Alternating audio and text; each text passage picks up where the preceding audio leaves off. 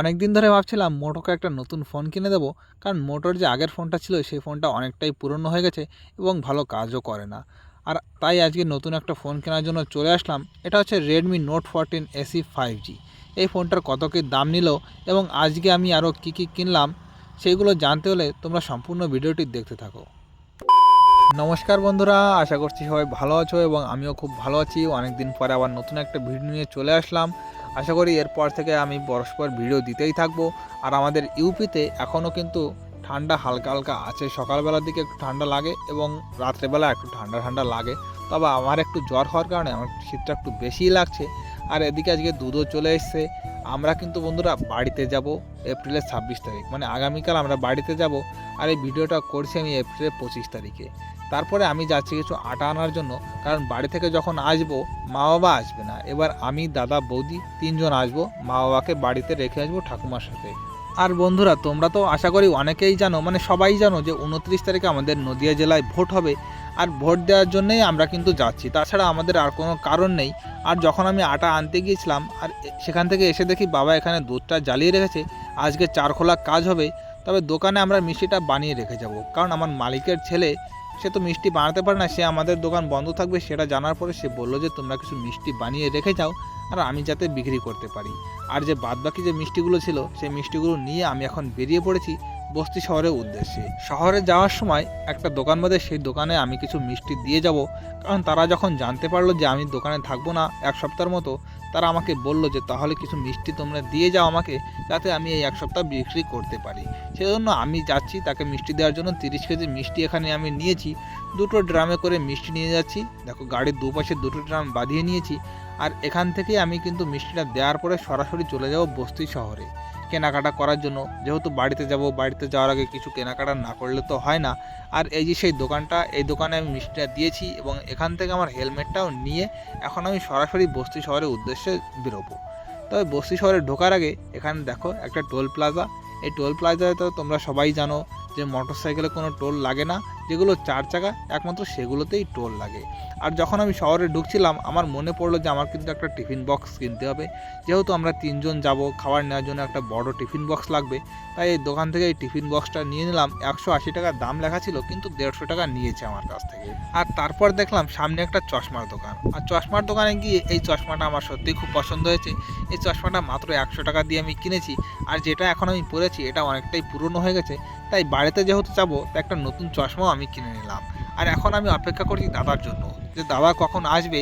তারপরেই কিন্তু যাব মোটর মোবাইলটা কেনার জন্য, কারণ আমি একা গেলে কিনা কি বলবে দোকানদাররা, সেজন্য আমি একা যাইনি, দাদাকে বলেছিলাম, দাদাও চলে এসছে। তারপরে আসলাম আমরা এই বড় দোকানটায়। এখানে সব ধরনের সব মোবাইল তোমরা পাবে। আর এখান থেকে আমরা একটা ফোন পছন্দ করেছি, সেটা হচ্ছে রেডমি নোট 14 এসি। যখন আমি নামটা বললাম তখন তারা বললো যে এই মাত্রই দিয়ে গেছে, 1 ঘন্টার মতো হয়েছে, দুটো ফোন এসছে, একটা ব্ল্যাক কালার এবং একটা হোয়াইট কালার। তো আমি বললাম যে না, আমার যে ব্ল্যাক কালার লাগবে না, আমাকে হোয়াইট কালারটাই দাও। আর হোয়াইট কালারটা বন্ধুরা সত্যি চমৎকার দেখতে, আমার তো সত্যি খুব পছন্দ হয়েছে হোয়াইট কালারটা। আর এই ফোনটা মাত্র নিয়েছে 14,000 টাকা, চার্জার দিয়ে 14,500 পড়েছে, কারণ চার্জার আমার এক্সট্রা কিনতে হবে। আর তোমরাই দেখো বন্ধুরা ফোনটা কত সুন্দর দেখতে। আমার ফোনটা 35,000 টাকা দিয়ে কিনেছিলাম, কিন্তু এতটাও সুন্দর দেখতে নয়। আর এদিকে দেখো মোটর জন্য ফোন কিনেছি 14,000 টাকার, সেটা এত সুন্দর দেখতে। তারপরে বাড়িতে যাব, একটা ট্রলি ব্যাগ কিনতে হবে। তাই এসে একটা ছোট ট্রলি ব্যাগ দেখছিলাম, কিন্তু অনেক খোঁজাখুঁজির পরে ছোট ট্রলি ব্যাগগুলো আমার একদমই পছন্দ হলো না, তাই একটা মাঝারি সাইজের ট্রলি ব্যাগ কিনে নিয়েছি। আর তারপর দাদা চলে গিয়েছিল বাড়িতে, কারণ দাদার দোকানে অনেকটাই কাজ আছে, পিসিমশাইয়ের কষ্ট হয়ে যাচ্ছিল। সেরকম দাদাকে বললাম তুমি চলে যাও। আর এই পিছনের দোকান থেকে আমি আরও অনেক কিছু কিনেছি, পাস্তা সস। তারপরে এই মুড়ির দোকান থেকে যখন আমি মুড়ি কিনছিলাম তখনই সামনে রেলগেটটা পড়ে গেছে। সত্যি আমার কপালটা খুব খারাপ। মুড়িটা যদি আমি ওই পাশ থেকে কিনতাম, কিন্তু ওই পাশের দোকান না থাকার কারণে আমার এই পাশ থেকে কিনতে হলো। আর এখানে প্রায় আমি আধা ঘন্টার মতো দাঁড়িয়েছিলাম। আর বাড়িতে আসার সময় আমি আগে থেকেই ফোন করে দিয়েছিলাম যে তোমরা কাজ শুরু করে দাও, মা বাবা কাজ শুরু করে দিয়েছে, তাই এসে মিষ্টি ছেড়ে দিতে পারছি। তবে কি, আমি এসে 1 মিনিট বসার সময় পাইনি। আমার গাড়িতে দেখো যেরকম যা কিছু ছিল সব কিছু সেই একইভাবে বাঁধা রয়েছে। আর ট্রলি ব্যাগ যেখান থেকে কিনেছি সেখান থেকে কিন্তু একটা কাভারও কিনেছিলাম। কাভারটা সত্যিই বন্ধুরা খুব ভালো, তবে কাভারের টাকা নেয়নি আমার কাছ থেকে। আর দেখো আমাদের কাজে এতটাই চাপ যে দুটো কড়াইতে মিষ্টি বাঁধতে হচ্ছে। আর এদিকে মা আর বাবা 3 নাম্বারটা পাকাচ্ছে, আর মাত্র 1 খোলা বাকি, খুবই জলদি হয়ে যাবে। তবে আমাদের জলদি জলদি কাজ করতেও আমাদের কিন্তু এখন 11:30টার মতো বেজে গেছে, আর মিষ্টি এদিকে সবই হয়ে গেছে। ভালোই হলো যে মালিকের ছেলে দোকানে থাকবে, তা নাহলে আমাদের খুবই লস হয়ে যেত। এই যে 50 কেজির মতো মিষ্টি আমরা বানিয়ে রেখে যাচ্ছি, এগুলো মালিকের ছেলে বিক্রি করবে, তাতে আমাদের কিছু লাভ হবে, বাড়ি গেলেও অতটাও লস হবে না। কিন্তু কী আর করা যাবে বলো, বাড়িতে তো যেতেই হবে, ভোট না দিলে তো হবে না। যেহেতু এবার SIR চালু হয়েছে, সেই জন্য বেশিরভাগ বাধ্যতামূলকভাবে আমার যেতেই হচ্ছে। আর এদিকে চলো এখন তোমাদের সব কিছু খুলে খুলে দেখাই। এদিকে দেখো বডি লোশন এনেছি একটা, আর আমার মোটো তো অনেক দিন ধরেই বাড়িতে আছে, মোটোর জন্য অনেক কিছু কিনেছি। দেখো একটা আচার কিনেছি, অনেক দিন দেখা হয় না আমার মোটোর সঙ্গে। মোটোকে বাড়িতে রেখে এসেছিলাম, সেই ভিডিও তোমাদের করে আর দেখাতে পারিনি, সেরকম সময় হয়নি আগে। আর এখানে কিছু খেজুর কিনেছি, 100 টাকা দাম নিয়েছে। কিছু পাস্তা কিনেছি, যখন আমি মা বাবা যাব তিনজনে, সেজন্য পাস্তা খেজুর সব কিছুই কিনে নিয়েছি।